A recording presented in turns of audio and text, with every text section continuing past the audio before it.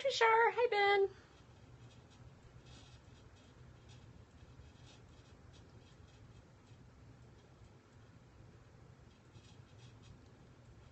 Who is Randy Ramey? Hi, Sarah.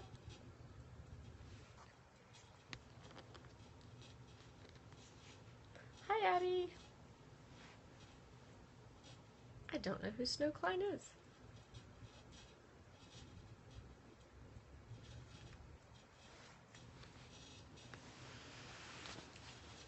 Okay, it is 7 o'clock, so I have a couple things that I want to clarify with you guys, and oh my gosh, the test is tomorrow! I'll be pulling for you guys for sure. So where do y'all go? Do y'all know? Does everybody know where you're supposed to go? Can anyone answer? Media center? Multi-purpose room, I bet? Multi-purpose room? Number 2 pencils? All that stuff? Alright. Surely, yeah, multi-purpose room, I think, too. There's 66 of you taking the exam tomorrow, so that's not too bad for 90 people in the class. All right, so let me go ahead and jump right in, because we have a lot to cover tonight, and I want to clarify a couple things. So I looked up issue networks and iron triangles one more time, and here's the deal.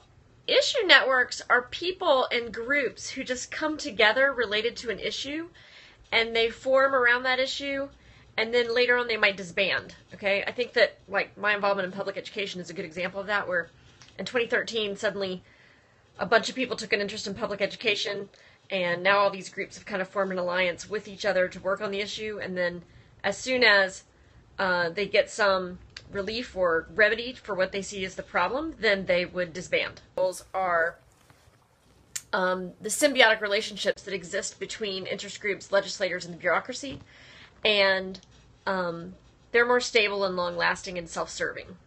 Okay, so issue networks are about the issue.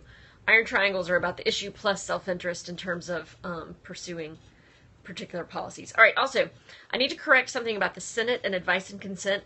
It only takes a majority to approve an appointment. So when the president nominates someone and the Senate has to vote whether they approve the appointment or not, it only takes a majority, not 2/3. And yeah, that's about all the little follow-ups that I wanted to address. Okay, so somebody tell me this, if you could chime in, anybody who's watching. As you do practice tests and stuff, does anyone notice, I feel like they don't ever do much that has to do with history, like the history of political parties, or the history of the media. Has anyone seen many questions that are historically related? Because I haven't seen many of those, so I think if there's an area that I might gloss over tonight, it might be things that are particularly just about history. So chime in if you have a feeling about that. So we're going to start in with chapter 6 in your textbook, but really about demographic trends and polling. So you know that we're becoming more and more diverse. Yeah, that's what I think, Tushar. I think it's more about concepts than about historical developments over time. That's just my sense, Chuck. You know, one thing to be really great is after someone takes the exam tomorrow, if you would come tell me how well prepared you felt you were, and if there's something I need to know, I'd really appreciate it. That would be great. You probably would want to decompress, and I really want to hear anything you have to say. So, all right, so demographic trends, you know, we're becoming more and more majority-minority. By 2050, we'll be a majority-minority nation. No, it'd be a minority-majority nation. And we're shifting to the south, and we're becoming older in general, so those are the demographic trends. We talked about political socialization, and that's how you gain the attitudes and behaviors related to your participation in and attitudes about politics. And your first agent of socialization is, poor Ben, you keep getting kicked off or something, I'm sorry, is your family, and then your peer groups and mass media and school. All of them are key agents of socialization. Remember that over the lifespan, you tend to get more conservative. Oh, okay, that's good to know, Sarah, about elections. Okay, about elections.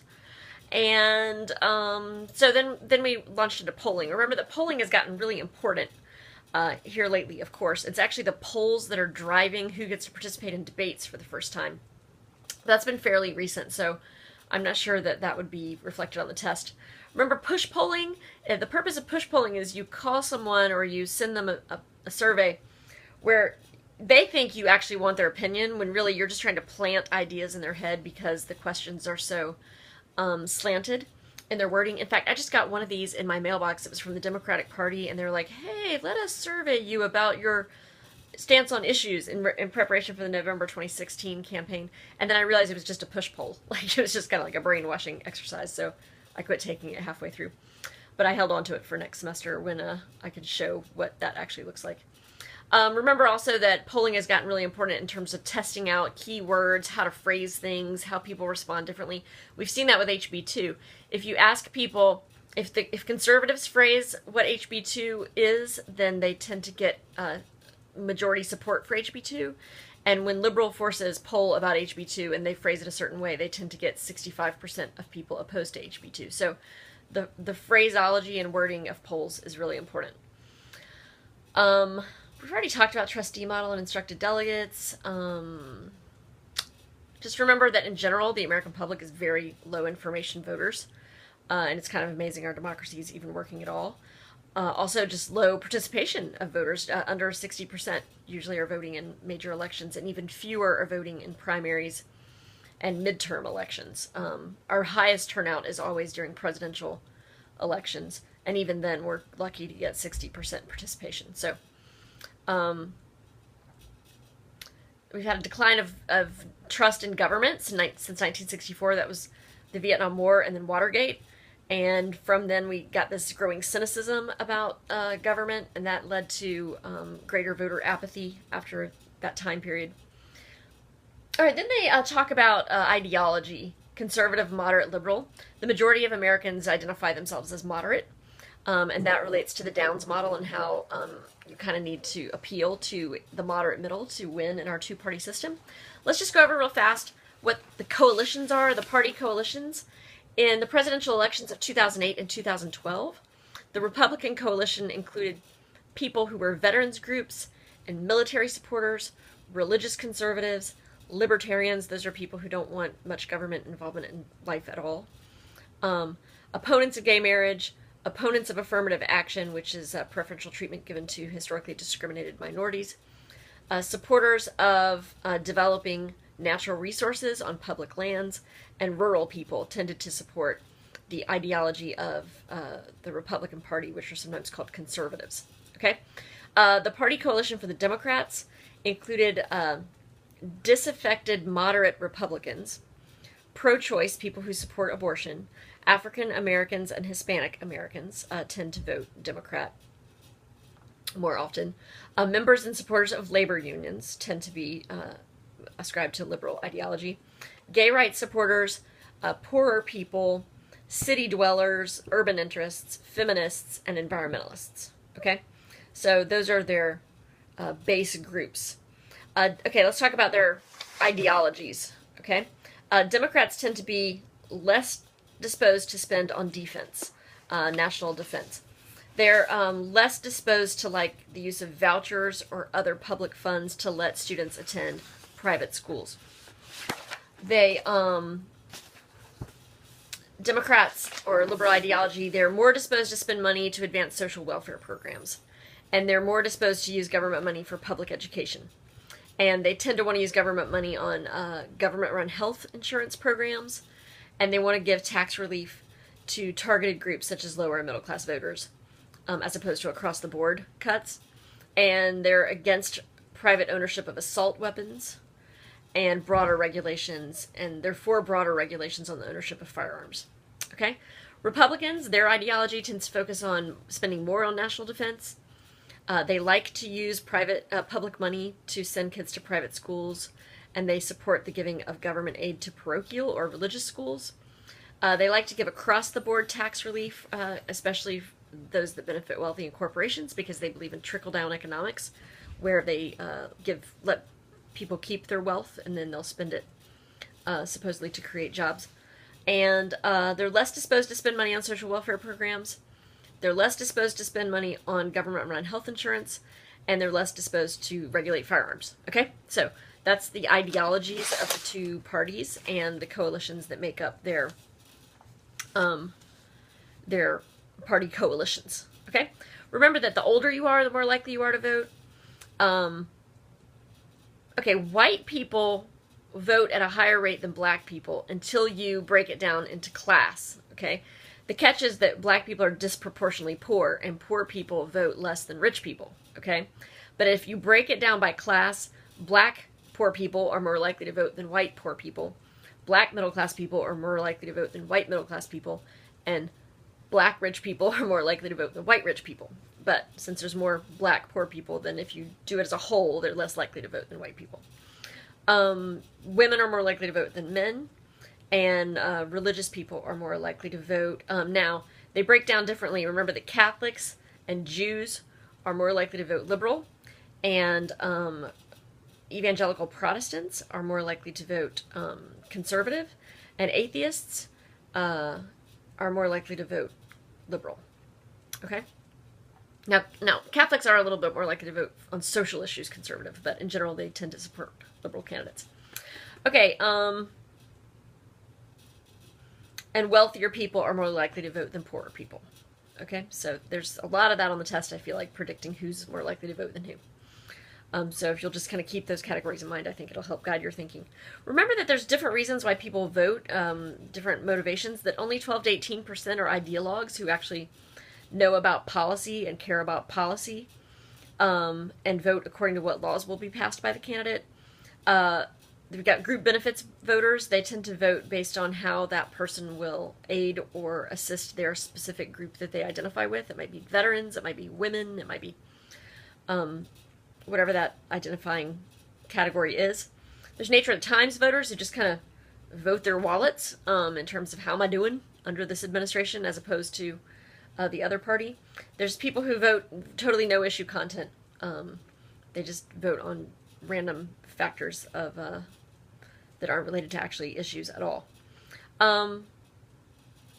Participation. So there's different ways to participate in the political process. The most conventional way to participate in the political process is to vote. You can also circulate petitions. You can run for office.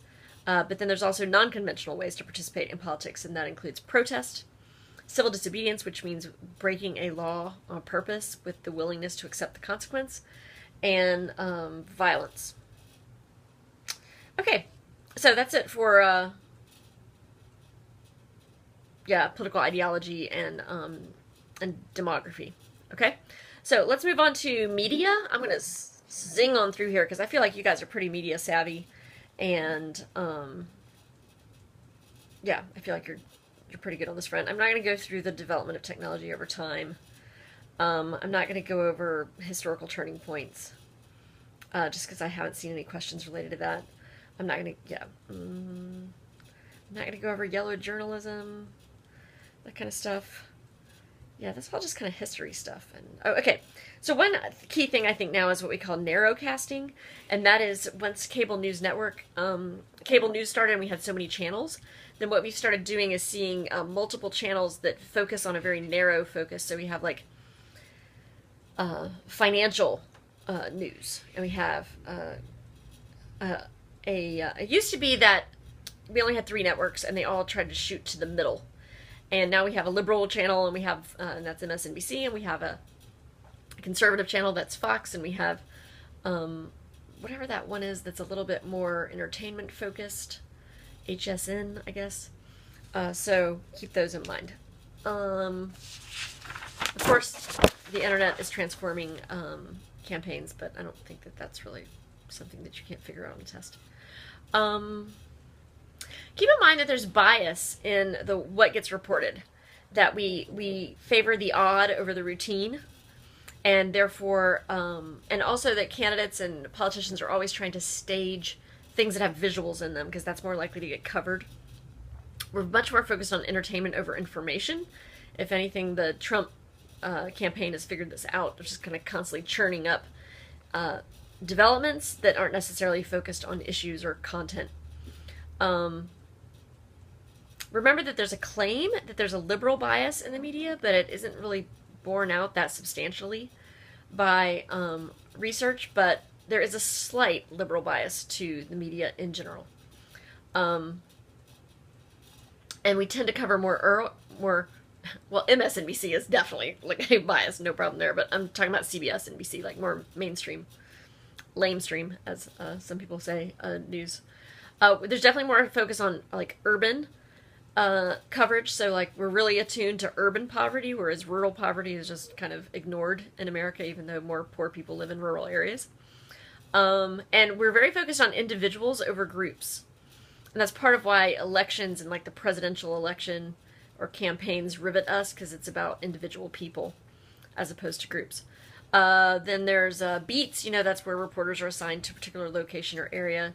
Trial balloons are when parties or policymakers, they kind of have a leak where they will leak information out to the press, and the press will report on it, and they'll see how the public responds to that information before they actually make it public and commit to it. So the press and the media and policymakers have kind of this symbiotic relationship in that way. Remember also that there's this careful balancing act where the press now have this sense, since Watergate and Vietnam, they have the sense that they should be a watchdog on government, but they can't piss them off too bad or they'll quit giving them access. So if you remember from Journeys with George, there's this whole kind of careful dance going on where the press wants to be investigative, but not so much so that they cut off the hand that feeds them. Okay? So war coverage has changed over time. We went from World War II, where only men in uniform were reporters, to then Vietnam, where the press was on the battlefield with the soldiers, and that was truly what we called a living room war. And then the Iraq War, Operation Desert Storm, where they kind of kept the press behind velvet ropes and would not let them go to have access to the war front at all, and that led to criticism. So now they do embedding of reporters, where they actually train with and deploy with units, and that makes them pretty sympathetic and have much more nuanced understanding of what the social forces are that are, and the military forces that are at work in the military operations. Okay, so we're a very soundbite culture now. Everything has to be said very shortly and briefly, and the number of seconds that are given to stories has grown significantly shorter and shorter and shorter, and so the in-depth nature of coverage has definitely been compromised in that sense. And they focus a lot more on horse race coverage, which means who's leading who, instead of positions on policies. And so we just kind of have a shallow kind of reporting aspect going on at this time. Remember that policy entrepreneurs, like I'm an example of a policy entrepreneur, I'm trying to get attention to policy, shape policy, and we are always trying to attract media attention, leverage media attention. There's press conferences, there's protests, there's stunts, there's articles, there's always this kind of churn trying to get attention for one's policy area. Okay?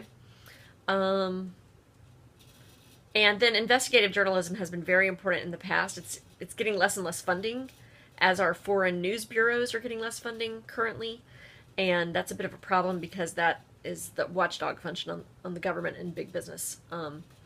So we, as we see more and more competition for advertising dollars, and media outlets are having to become kind of leaner and meaner, as journalism is undergoing kind of an essential shift. It's leading to smaller budgets, and therefore it's cutting into investigative journalism in foreign news bureaus. Okay? All right, moving on to political parties. Remember that political parties are not interest groups, because political parties are trying to win elections and get their people into office. Interest groups might endorse a candidate, but they're really more about the issue, whereas political parties are about the people and winning elected office. And they'll adopt whatever issues it takes to get elected to political office at some level. And that's why we've seen such shifts in the party positions over the years on various issues. So they pick candidates, they run campaigns, they articulate policies, they coordinate policy making. Remember that the down model, or the market model, or the rational choice model, these are all names for the same idea, which is that a smart party policy is to pick policies that are widely favored. And that's why we tend to have centrist parties, because we only have a two-party model. There are no radical parties, and so that's why we just don't have many fringe ideas, and why a lot of people thought that people like Bernie and Trump would not get many supporters, because their ideas don't seem very moderate. That's part of why this recent election has been such a surprise. Okay, so you have the party in different places. You have the party in the electorate. What's really weird about our party system is that you don't have to, like, pass a test to be a party member. You don't have to pay any dues. You don't have to attend any meetings. You just decide what you are and you declare it. It's really quite weird. And part of that is based on the image of the party and the degree to which you identify with their image and their policies. There's an increasing number, a growing number of voters in America who are independent, are registering independent, are what we call ticket splitters, which means that they vote for the person, not the party. That's of growing import in politics today. All right, then you have the party organization. And that is like the hardcore staffers and the actual, organization on the ground that has a headquarters downtown and does canvassing and does phone banking and all of those things. So they're paid, salaried on the party's payroll. And then you have the party in office, like the people who are elected, and they function within Congress as a majority or a minority party. And so that's another aspect of how political parties exist. So just remember that in the past, parties were really dominated by these political machines and cronyism and you scratch my back, I'll scratch yours, that kind of, it's called patronage. And lately our parties have, due to the Pendleton Act and civil service reform and the lack of turnover in government jobs, now the president only appoints about 1,000 people to federal office every time a new president is elected.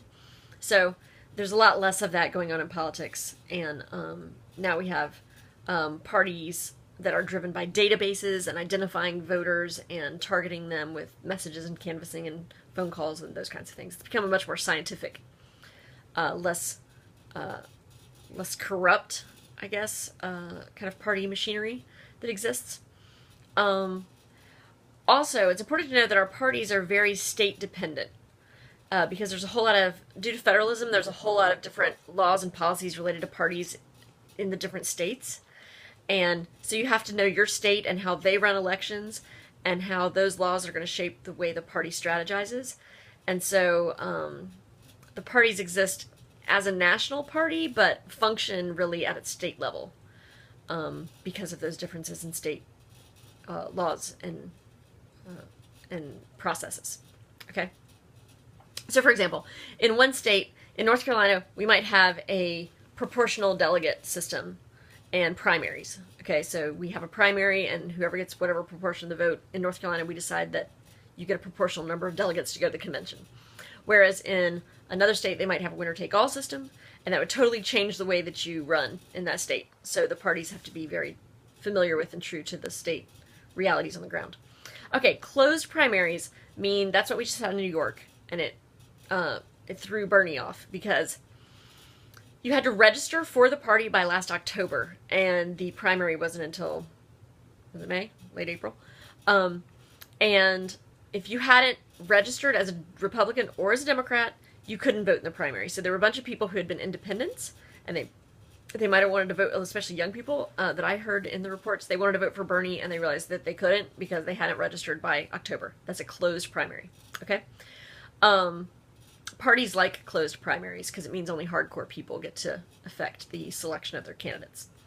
Then you have open primaries. Okay, open primaries means that no matter what party you're registered as, on the day of the primary, you go take whatever ballot you want. Okay? So in most states, that means that, like, just go pick your ballot. You can be a Democrat and decide to vote as a Republican. You can be a Republican and decide to take the Democratic ballot. You can be an independent and you decide what ballot you want to take that day. But you can only vote on one ballot for one party's slate of nominees. And then you have the blanket primary, which means that you can only vote for one candidate in each race, and that candidate can be a Republican or a Democrat or an independent. So it allows you the most level of flexibility. And that's something that usually the states like, but not the parties. Okay? Where the heck am I? Oh, here we are. Increasingly, campaigns are very candidate-centered in America. The influence of parties, we see this with Donald Trump, okay? The influence of parties is less than it's ever been, and increasingly it's about a compelling personality with a compelling biography or story, And it's up to them to fund their campaign. It's up to them to run their campaign. Really, the parties are just there for support and kind of advisement. But you can have a great campaign without much party involvement if you have a strong individual.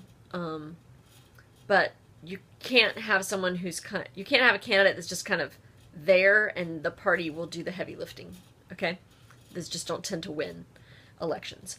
All right, so we have these national conventions, and their purpose is to get together and write a platform and nominate a candidate to run for office. So we see that going on now. So let's just make sure we understand how this works in terms. I'm going to kind of just talk you through. This has been a very instructive year for this whole process. So what happens is, let's just go with the presidency that we're nominating for the presidency. So the candidates, a number of candidates came forward for the Republicans, 16 of them, I think.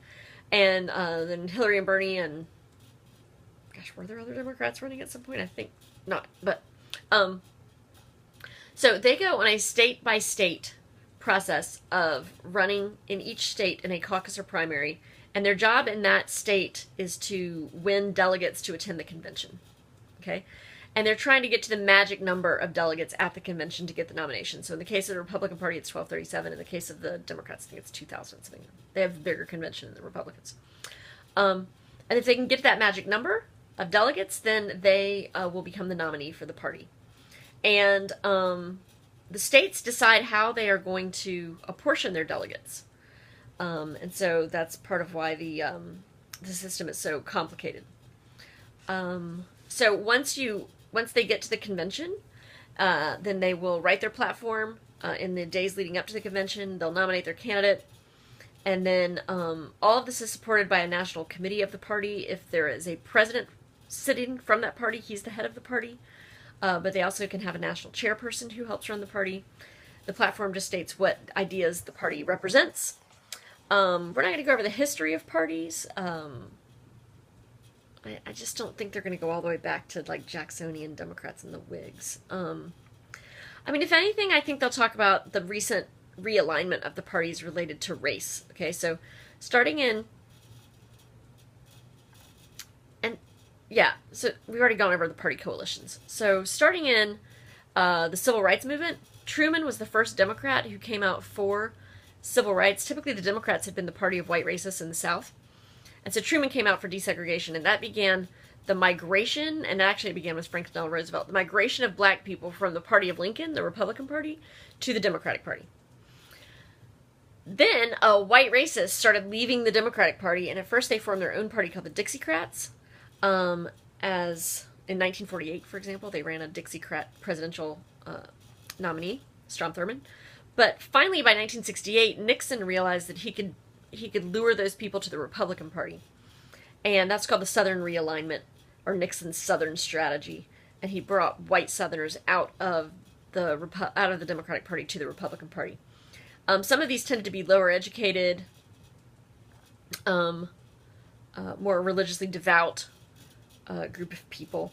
And a lot of them make up the key coalition that makes up the Republican Party now. And some people say this is the beginning of when the Republican Party became more of the party of Trump than the party of Harding, okay, or the business party. Before 1968, the Republican Party had been mainly about pro-business perspectives. After 1968, it becomes more white and concerned about race issues, against affirmative action, against busing. And then after 1980, the Republican Party becomes more and more evangelical and focused on religious messaging. So that was how the parties have changed as of lately. Lately, we're also seeing something called de-alignment. De-alignment is when you have the decline of party loyalty in general. All right, third parties. So third parties have always popped up and then dissipated in American history. Why they are not long-lasting is usually if they gain a following from a majority of the population, then one of the two major parties just steals their ideas and makes it part of their platform, and that's that. Okay? So, but there are third parties that can have a significant impact on swinging elections in key years. You have single-issue parties, for example, that are dedicated to causes, like prohibition. We had political parties that were dedicated to prohibition. We have splinter. They're also called, I've seen in review text called bolter They're bolters. They bolt. Meaning they get the heck out. Bolter parties who just have a set of an agenda that doesn't seem to be a priority for the two major parties. For example, the modern Tea Partiers are kind of bolter parties. They'll align themselves with the Republicans, but lately they felt like John Boehner and the Republicans weren't really meeting their needs, and so they just kind of have bolted and threatened to shut down the government and all those things. Then you can get popular person-based parties. Ross Perot was an example of that. You can also get doctrinal third parties. Oh, sorry, I'm gonna itch on my back. Ah, okay. Doctrinal third parties, and that's like a socialist party. Eugene Debs led the Socialist Party, for example. And we still have one, I'm sure. It's just pretty small. Same with the Libertarians. They're a doctrinal party. Yes, so third parties can have a huge effect on elections. For example, we think that Ralph Nader, let's see, in the election of 2000, basically swung enough Democratic votes away from Al Gore so that he did not win the election. And that was through the Green Party, for example. So we think Ross Perot might have swung enough votes away from George H.W. Bush in 1992 to allow Clinton to win that election. So third-party candidacies, even though they may not win the election, they have a spoiler effect. That's what this is called, is the spoiler effect is the most common impact of third parties. Okay, so one thing I see a lot of questions based on is, yes, thank you. Oh my God, who was that? Sure, I was just about to say that. That's crazy. He's saying that third parties also have a hard time being successful because of the winner-take-all system. So what happens in the general election? Okay, in the primaries, we're trying to get delegates, and usually the parties have determined that the delegates will be given out proportionally is more common. Okay, but in the general election, the states have decided, most of them, that whoever wins 51% of the vote will get all of the electoral votes. And so it's really hard if you're a third-party candidacy to get 51% of the votes in a state. You're only gonna, you're not just not gonna happen. So that's why third-party candidates just usually can't win in the general election, but they can be spoilers. Way to go. Okay.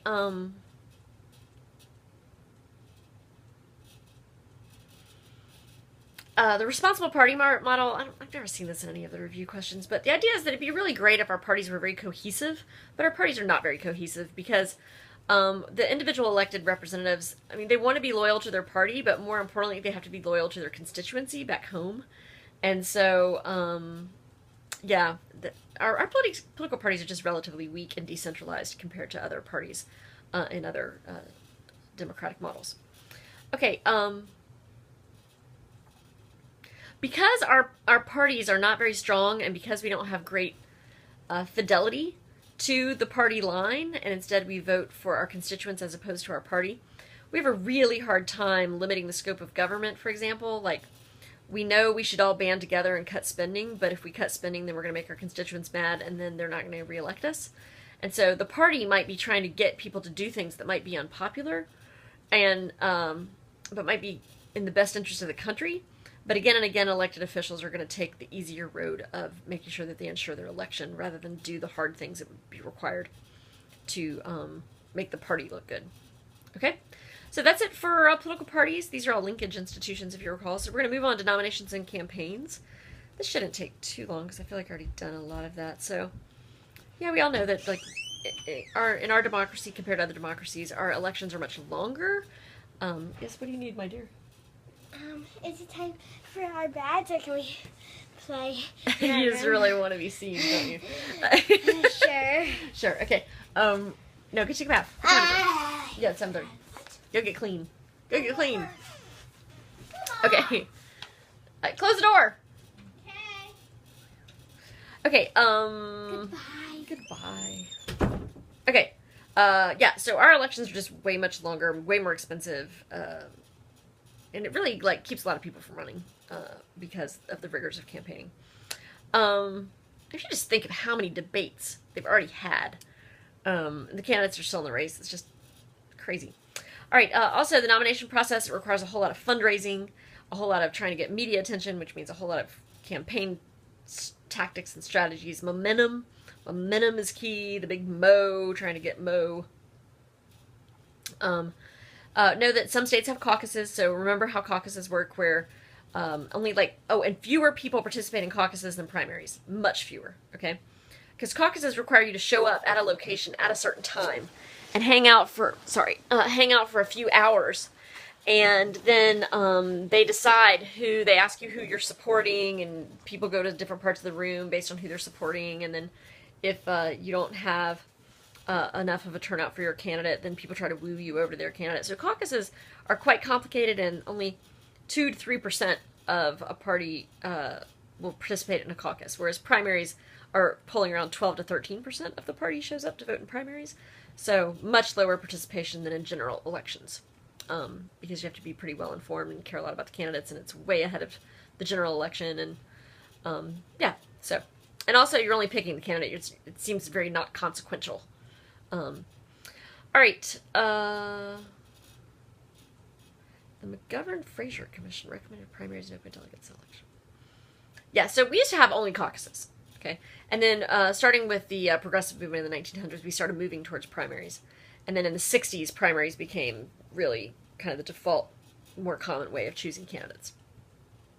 All right, remember also that the purpose of the primary is to simply assign delegates to candidates for the convention, where on the first round of balloting to choose a nominee, they're pledged to vote for that person.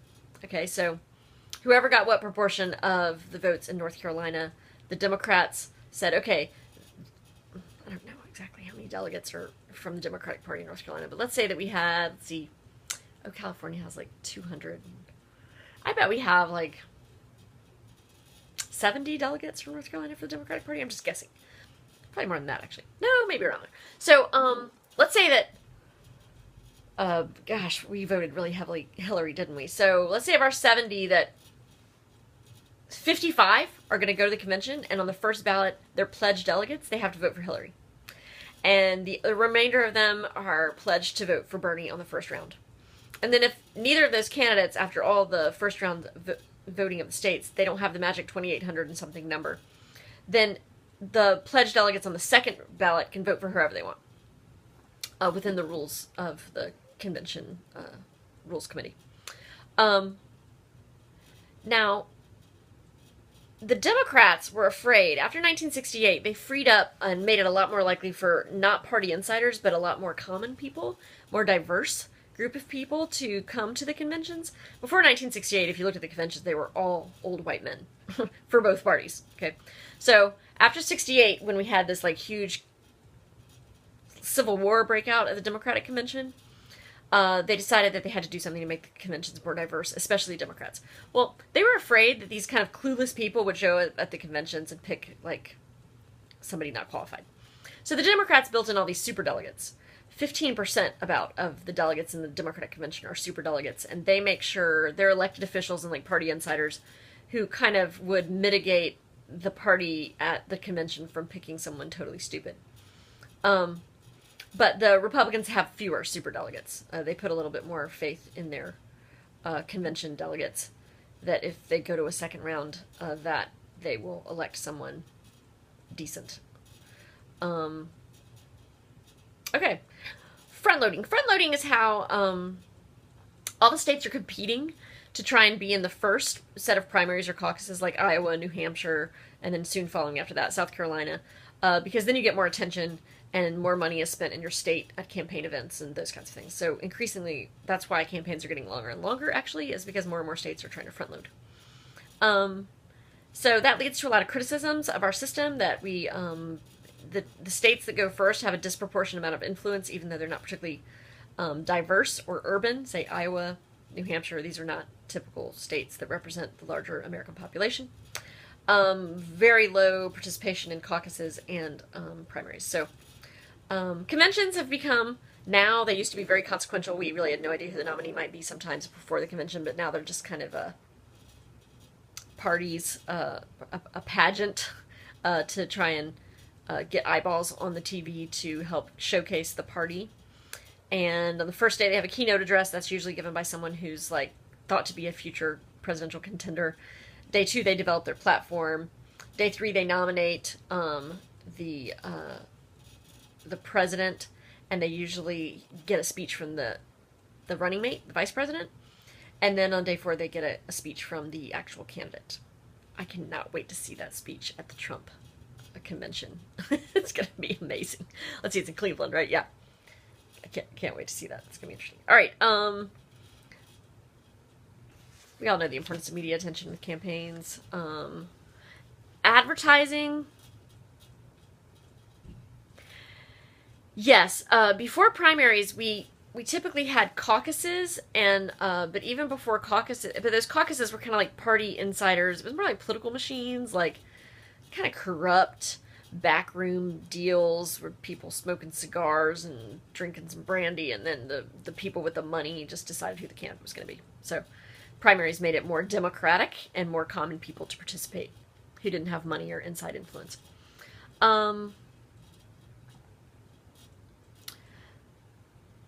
So the all this is pretty straightforward. Organize a campaign, you gotta get a staff. Costs of campaigns are skyrocketing. All right, let's talk about campaign finance. Oh, good lawsy. This is so confusing, and I really don't feel like I did a great job of teaching it in class, and I'll do a much better job in the future. But in the meantime, I got to get you guys straight. Okay, so starting in 1974, we had this huge reform law, because after Watergate, we decided that our politics was just way too rancid, and it was bad. So in 1974, we passed this reform law called the Federal Election Campaign Act. And it tried to provide for the public funding of elections to try and cut down on the influence of big money in our politics. It said that if you win 10% of the vote in 2 primaries, that for the rest of the primary process, you could get public funding to supplement your private donations. And for every donation under $250, then the government would match those donations. So it didn't fully fund your campaign, it had a matching component to it. You also promised to limit your overall expenditures, and, right. Okay, and then once you won the nomination, then you could agree to let your entire campaign be funded by the government public funding thing. This whole thing was funded on your tax return. It would let you, like, donate $3 to the presidential election fund, and lots of Americans did that because they wanted to mitigate the influence of money in politics. It requires full disclosure of everything you're spending, and it limited contributions, and all that began in 1974. Okay? In 2004, both presidential candidates, for the first time ever since it was founded, turned down the public financing. That was John McCain and Barack Obama. I believe that's... No, McCain took the money. So, 2004. What do you need, Caroline? How much more longer of a review session do until 8, at least. Maybe longer. Okay? I want... Okay, so 2004 would be George W. Bush, and he was running against Kerry, I suppose. That was the first time both presidents turned down, candidates turned down the election money. All right, so then, in 1976, very important case. It's called Buckley versus Valeo. And it said that you cannot limit your ability to fund your own campaign. So you can give yourself as much money as you would like. It also, let's see, I've got this on page 153. Okay. It also,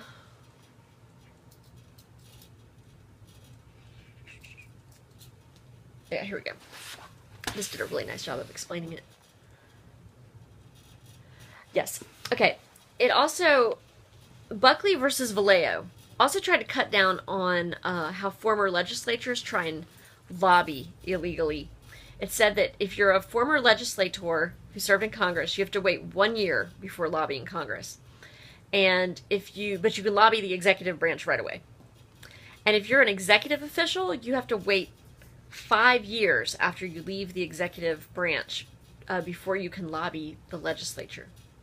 And that was all determined in Buckley versus Valeo because they felt like they had this revolving door of money and lobbying going on between people who had left office and were rotating right back in as lobbyists and trying to influence the process. Also, it was in Buckley versus Valeo that they upheld federal limits on campaign contributions, And they ruled that donating money is a form of speech, which is going to be important later on. Okay, the biggest thing that had to go on, though, in Buckley versus Valeo is they said that laws prohibiting campaign contributions from corporations, unions, and trade associations can be sidestepped through forming a political action committee. So this is when they started forming these things called PACs, political action committees, and corporations, unions, and trade associations can collect money from their membership or can take money that they have gathered, and they can form something called a PAC and then use that money to try and influence politics. So, in 1974, the Federal Election Campaign Act allowed for the formation of these PACs. Okay. They have to raise their money from employees, and they can't just draw it from their treasuries, which I think is interesting. And corporations, unions, and trade associations, as well as other interest groups, form these PACs. And they are limited in terms of how much money they can give. A PAC can give $5,000 to a candidate. They can give $15,000 to the party. Any money you give to the party is called soft money. Okay, so all soft money is just money that's given to the party, not to a candidate. They can give and then that lasts for 2 calendar years, the limit on those donations. Okay, so that was PACs.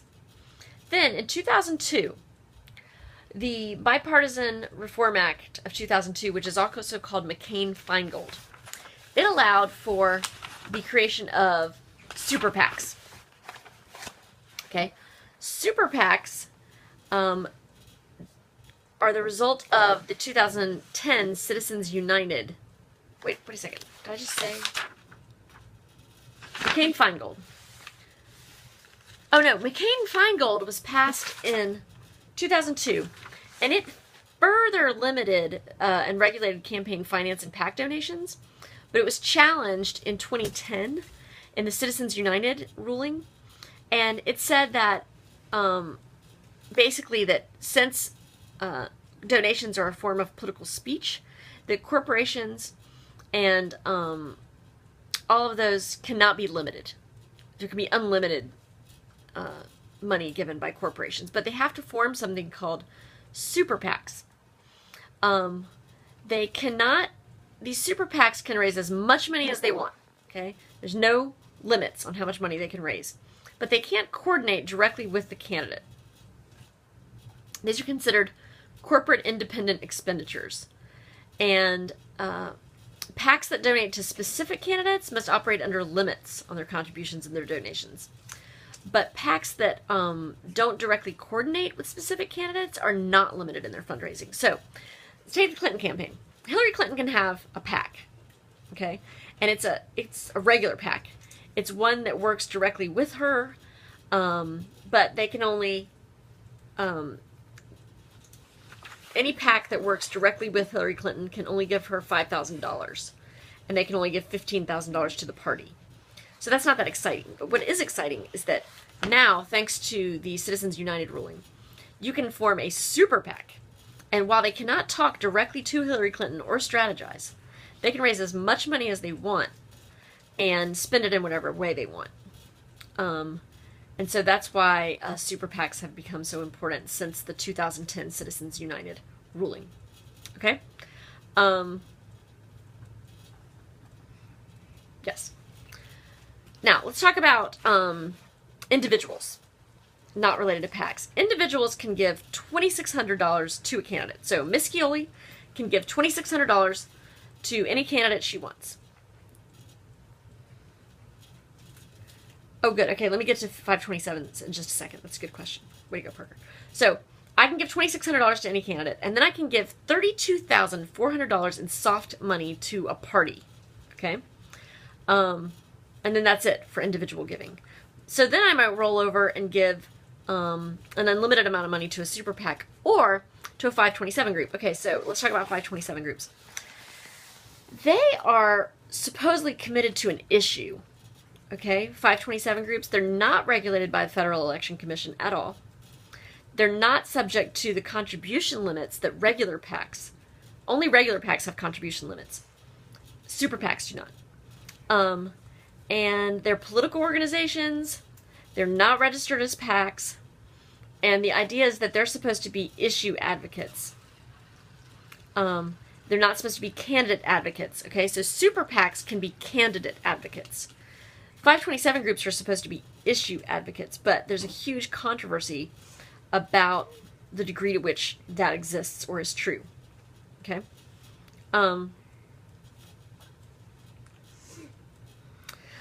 The Bipartisan Campaign Reform Act, BICRA as they call it, they changed soft money rules to make 527s look more attractive than traditional PACs because there was a limit on how much soft money you could give to PACs.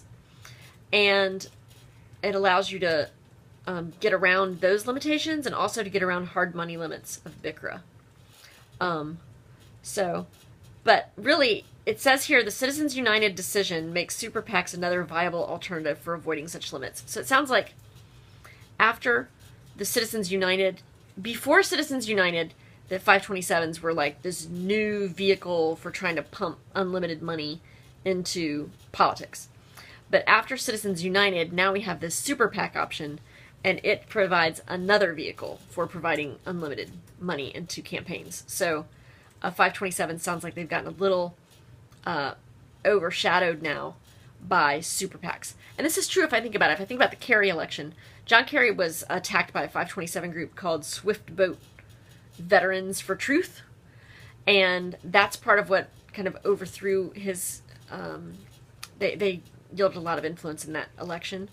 But I can't think of a 527 group since then that has been that influential, and I feel like super PAC influence has been a lot greater since 2010. That was the 2004 election. So, some takeaways. Let me just reemphasize here. So, soft money is money that goes to the party. That's it. Hard money is money that goes directly to the candidate, and they have to report it, and there are limits that individuals and PACs can give to them. $2,600 from individuals, $5,000 from PACs can go directly to candidates. Those are called hard money. And then we also have super PACs since the Citizens United ruling, and we have 527 groups. And the key court cases are Buckley versus Valeo, which said you can fund your own campaign with your own money. That'd be important for Donald Trump, I suppose. And limited how quickly you can cycle back from elected office to lobbying. And it put federal limits on campaign contributions, and that was upheld. So, yeah. I tried to clean up that mess as best I can. But I agree that all that is pretty daggone tricky. Okay.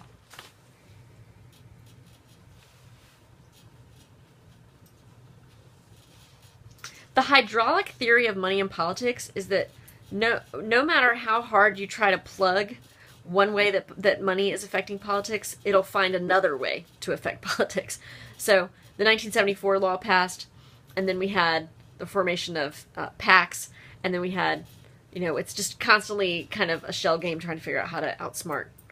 And campaigns we're spending 8 times more on campaigns from over the point 2 election cycles now. I mean, just campaign finances ballooned. I think when Obama last election, they spent $2 billion on campaigning, and I think this time around they're planning $10 billion will be spent on the presidential campaign alone. So that's an incredible increase. All right, how are we doing on time? Oh boy, we're going to go over. PAC money has more influence on congressional races than presidents. That's important because regular PACs, they put a lot more money into congressional races because they can give that small amount of money to a lot of people and really influence them. And kind of build a critical mass of people who are influenced by them. Incumbents find it much easier to get PAC money. because they have such an advantage in terms of their incumbency advantage. There's this doctrine of sufficiency idea, which is that you don't need to outspend your opponent, but you need to spend enough to compete with your opponent and get your message out. Remember that, in general, campaigns are more about reinforcing your message and activating your base voters than actually converting people. It's very hard to actually convert people to a different position or party.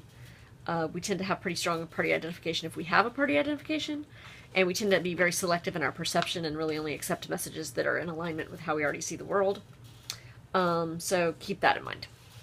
Okay, so moving on to elections. There's 3 types of elections. There's the general election. It's contested between 2 or between nominees, however many parties there are that exist that are nominating people. There's primary elections. Primary elections are just for the purposes of nominating someone. And then there are policy elections. Policy elections don't happen in North Carolina very much because we don't have the initiative where we can actually put policy up for a vote, like a referendum and initiative. But a lot of states have a lot of referendums and initiatives at the state level, so they're more familiar with policy-related elections.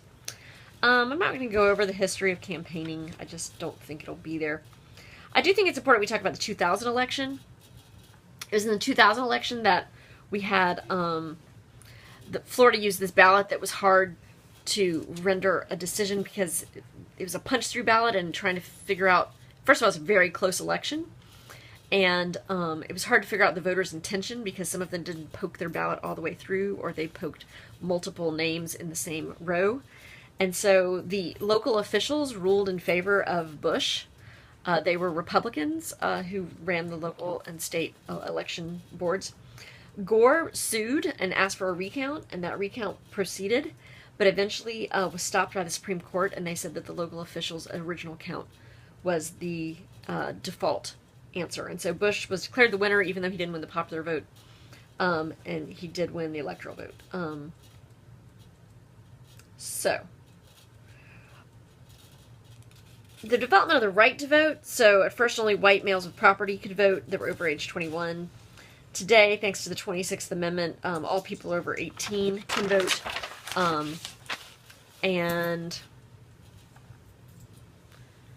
keep in mind the growth of apathy. The winner-take-all system in the Electoral College tends to lead to apathy. The lack of radical parties. So if you have really any type of like immoderate beliefs, there's really no party that represents you. Also, we vote in a really weird way. We vote on a work day, on a Tuesday, and it's hard for people to get there. We don't have like a national holiday for voting. I have seen questions on this in the free response about why we're so apathetic, so one idea would be to move the day that we vote. We have so many elections. We have midterm elections, general elections, primaries, runoffs sometimes are necessary, so some say that we just have too many elections to really garner consistent and participation. Keep in mind that over time we have become more and more democratic, okay? And remember the election we did running scared? Some people say that democracy is actually to our detriment because we are hyper-democratic now, and all of our politicians are taking a poll and trying to make everyone happy and running scared and cannot make the hard calls. And have a very short-term mindset in terms of the mindset they're taking to making policy. Remember that some states have same-day registration. Some states have, you can only register in advance. Some states have no registration to vote. Motor voter bill is important. In 1993, it was signed by Bill Clinton. And that was the idea that everyone who goes to get a driver's license automatically gets registered to vote. It was supposed to like revolutionize the way that we vote in America, but it really has not had that significant of an impact on turnout, actually. Tend to be the Democrats support those kinds of efforts.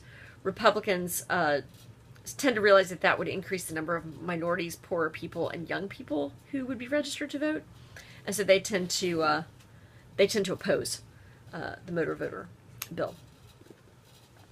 Also, a lot of conservatives have mainly elderly people who vote, and they some of them don't drive, so they might be at a disadvantage if motor vehicle voting, registration voting is the default way of voting. We've already talked about who votes and based on income, age, and all that stuff. Okay, the mandate theory of elections. Politicians claim that if they win an election by a large margin, that they have a mandate that their agenda should be put into law. Some things that shape our voting is that but this has kind of been blown up lately by the last election, actually. Integrity is important. Some people say that it's integrity that's hurting Hillary Clinton right now. Reliability, which is the idea that you don't flip-flop. But Donald Trump has flip-flopped on a lot of things, and he seems to be, that doesn't seem to be hurting his stance right now for whatever reason. Bernie's really reliable, though. He's been talking about the same stuff for 30 years. Competence, this tends to favor incumbents. Those are things that usually are important in shaping how people vote. All right, the Electoral College. It's in the Constitution. It's unique to the United States. It's in the Constitution, the original Constitution. It's not an amendment to the Constitution, but it's in there, the whole document. Each state gets to decide how it's going to choose its electors, and some states do a winner-take-all system, some do proportional. It's Nebraska and Maine that don't do winner-take-all. Generally, electors are party leaders, the kind of party faithful. It's very unlikely they would change their vote now. At the state conventions, just recently, I know that just last weekend, the Republicans had their North Carolina state convention, and they went ahead and selected who their delegates to the convention were going to be, and who their electors would be in case they won the state of North Carolina. So it's very unlikely an elector at this point would change their vote, unlike in the early days of the Republic when the parties did not choose electors, but they were selected just at large from the state legislatures. Let's talk about plurality versus majority. This is a very important concept, and I've done a bad job teaching it. So the majority. The majority means 50% plus 1. Okay, 51% would be the majority. The plurality is who gets the most votes of everyone who's running. So if you have 4 people running, you may not have a majority, but someone might have the plurality. Okay? You've got to have a majority in the Electoral College to win the presidency, which means 270. That's why that website's called 270 to win. If you don't have a majority, but only a plurality, then the election goes to the House of Representatives, and they choose from among the top 3. In case the election goes to the House of Representatives, every state delegation only gets 1 vote. So there's like 13 House of Representatives members in Congress for North Carolina. All 13 of them would get together, and they would have 1 vote for North Carolina to elect a president. So that's pretty crazy. The Electoral College gets people to focus more on small states, because no matter how small their population, they still have at least 3 Electoral College delegates, because they have 1 for each senator, and then at least 1 House member. And it also gets them to focus a lot on the swing states. Remember that there's the vast majority of states in the United States. It's quite clear who's going to win those states in the general election, so there's no point in even going to campaign there. So there's really only about 7 states that get any attention in the general election, unlike the primaries, where lots of states get attention, especially this year. So, for example, New York got a whole lot of attention this year because Trump and Cruz and the Republicans were down to the wire, and so were Bernie and Hillary, both considered New York to be important. But in the general election, New York will get no attention, because we all know that New York is going to go Democrat, and it's a winner-take-all system, and New York will give all its electoral votes to the Democratic nominee. Okay? So the way you run your campaign based on the Electoral College is very different than you run your primary based on the delegate assignment system. Okay? I know that I'm going over time, but I just want to, this is the stuff that I feel like pops up on the test the most. So after you talk about Congress and the president and that kind of stuff. All right. Interest groups. What's that, Campbell? I want to get in at the end. Oh, okay. I'll tell you when the end is coming. Okay. Well, I'll wish everybody good luck on their exam. Okay. Because it's tomorrow. Their exam is tomorrow. And then I want They have a test? And then I want ice cream. Okay. If we only had 1 hour to study anything, APGoPo. Well, I mean, 35% of the test is on Congress, the president, the courts, and the bureaucracy. So I'd focus on that. All right. Interest groups. We've already talked about pluralism and the Madisonian model. We've already talked, yeah, okay. Remember, the larger the group is, the further it is, it will fall short of its goals. Large groups can be ineffective due to the fact that there's a lot of, it's hard to benefit every single person who's in the group, and so you get a lot of free riders. So interest groups lobby. You have in-house lobbyists, which means they actually work for the interest group full-time, and you have contract lobbyists that groups can hire to go lobby on their behalf. Interest groups can do electioneering, which means they funnel money into PACs. They do endorsements. They provide volunteers, and they send delegates to party and state conventions. They can do litigation. They can help file amicus curiae briefs in court cases that concern their area of interest. They can do PR campaigns and appeal to the public and educate the public, inform the public. So interest groups are involved in lobbying, electioneering, litigation, and educating the public. We all know there's different types of interest groups: environmental, equality, like the NAACP, or the National Organization for Women, or then we have economic interest groups that are about regulations and taxes and trade policies and labor unions, and then consumer public interest lobbies. Yeah, so all right, so that's it for this section proper. I did want to give just a little bit of attention to public policy, because that's the last unit we did. It's only 5 to 15% of the test, so part of that is what we talked about earlier, though, concerning fiscal policy versus monetary policy. Just remember that fiscal policy is taxing and spending, and the government brings in money through taxes, or that's called revenue, and then it spends money through expenditures, and those the largest type of expenditures in our economic policy is entitlements and the military. And then remember, we also have monetary policy. Monetary policy is the Federal Reserve, which was established in 1913, and they loan money to banks, and they set the interest rate. And when there's too much money in the economy, they raise the interest rate, which makes people less likely to buy stuff, and that makes inflation less likely. People quit buying because it's more expensive to borrow money because the interest rate is high. When the Federal Reserve wants to pick up the economy and increase it, then they lower interest rates, and that allows you to take out money cheaply, and so people borrow lots of money and buy lots of stuff, and that invigorates the economy. So that is monetary policy. Remember that monetary policy is overseen by the Federal Reserve. The government has no control over the Federal Reserve. The only control is that the president appoints the Federal Reserve chair. But then after that, he has no impact on the setting of interest rates. Okay.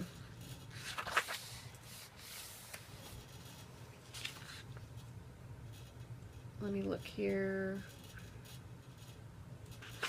Laissez-Faire. Just remember that laissez-faire means Republicans, conservatives like laissez-faire. It means the government stays out of, hands off the economy in general. Whereas liberals, Democrats, they tend to like Keynesian economics, which is a fiscal policy whereby during lean economic times the government spends lots of money and cuts taxes. And then during times of plenty, they're supposed to cut spending and raise taxes. We all know that they never do the hard stuff, they only do the easy stuff, and that's how we get runaway deficits and those things. Remember what supply side, the opposite of Keynesian economics, might be supply side economics, also known as trickle-down economics.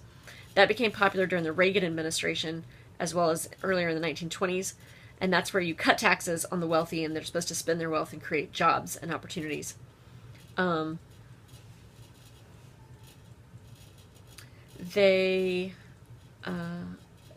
Reaganomics, or supply-side economics, or trickle-down economics has led to huge budget deficits, because in general we are not able to cut spending as much as we're supposed to. And since we've cut taxes, we need to cut spending a lot to make that work out, and we never really seem to have the political will to do that. They talked about monetary policy. Trade policy probably could be important this year. Nafta was passed during the Clinton administration. The North American Free Trade Agreement, it cut tariffs between us and Canada and us and Mexico. The good thing about that is that goods became cheaper. The bad thing about that is a lot of jobs, factory jobs, went south, and a lot of the election is focused on the Clinton administration and the fallout from Nafta. All right. I mean, there's Social Security. Keep in mind that was passed in the 1930s, and it is taken out of your pay to provide you with a pension in old age. Medicare is provided for you when you hit 65. Not 1965, it was passed in 1965, but when you hit the age of 65, then they will pay for your doctor's visits. And since then, a prescription drug benefit has been added since the Bush administration. Medicaid is healthcare for poorer people. And then remember, I don't think the Healthcare Reform Act will be passed yet. Will be on the test yet because it's not been 5 years since it was found constitutional. So I wouldn't worry too much about Obamacare at this point.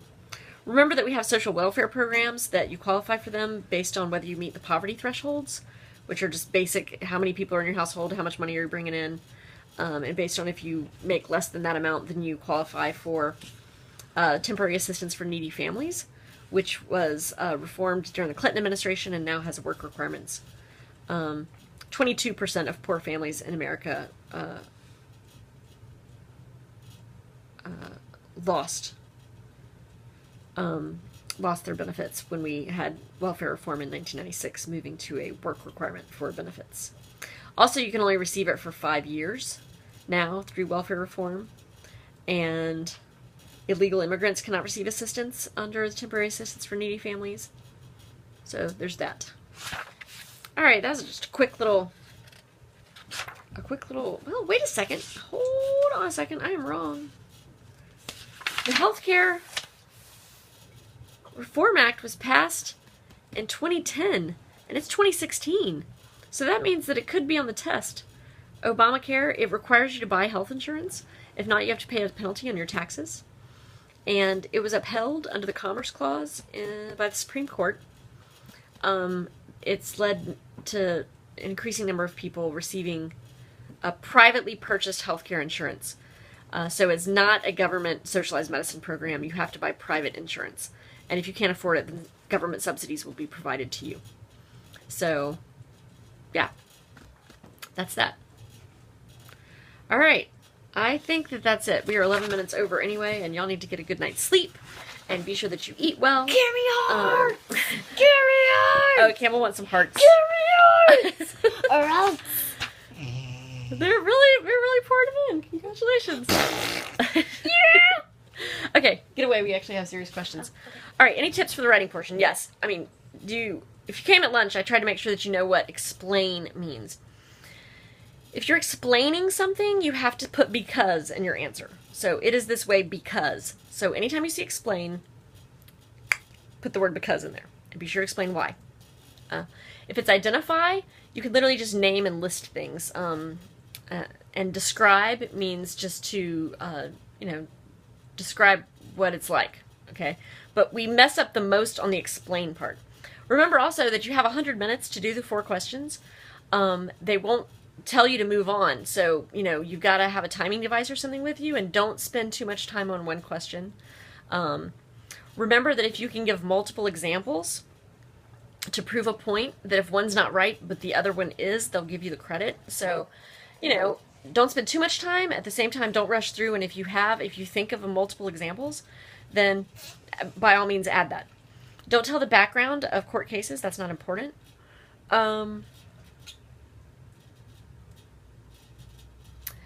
Name things. No, it is not important that they be long at all. In fact, brevity is fantastic.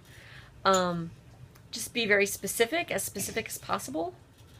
Do not contradict yourself. Okay? So, you can't say one thing and then say another thing and hope that they'll only count the other thing as positive credit, but you can give multiple examples.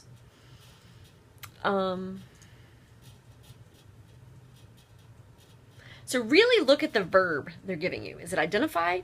Is it describe? Is it explain? And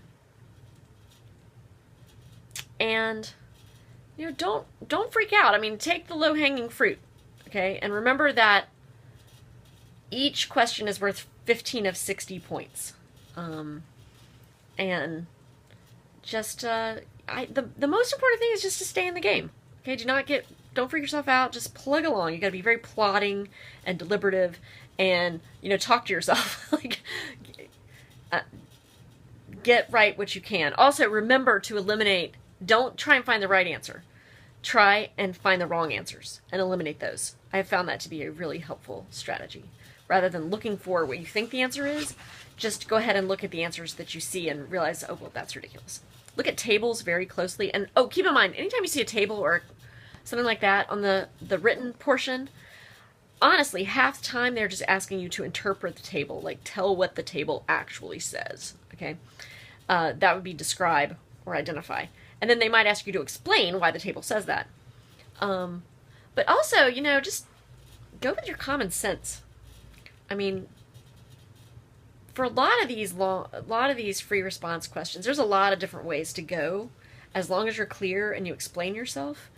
And sometimes you might think that what you have to say is kind of fluffy, but I've seen, you know, all of those details are important.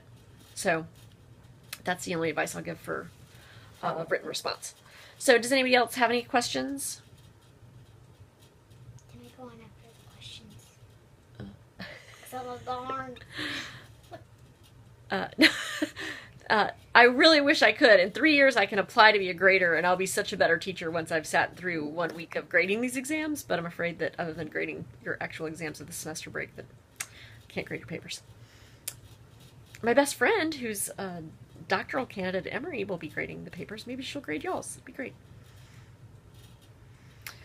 Alrighty. Well, I think that's it. Campbell wanted to show you her nose rings. There's stickers. Alright, these kids have got a test tomorrow. They do not have time for your silliness. But goodbye, everybody! Good luck! Give me hearts! Give me hearts! Good night!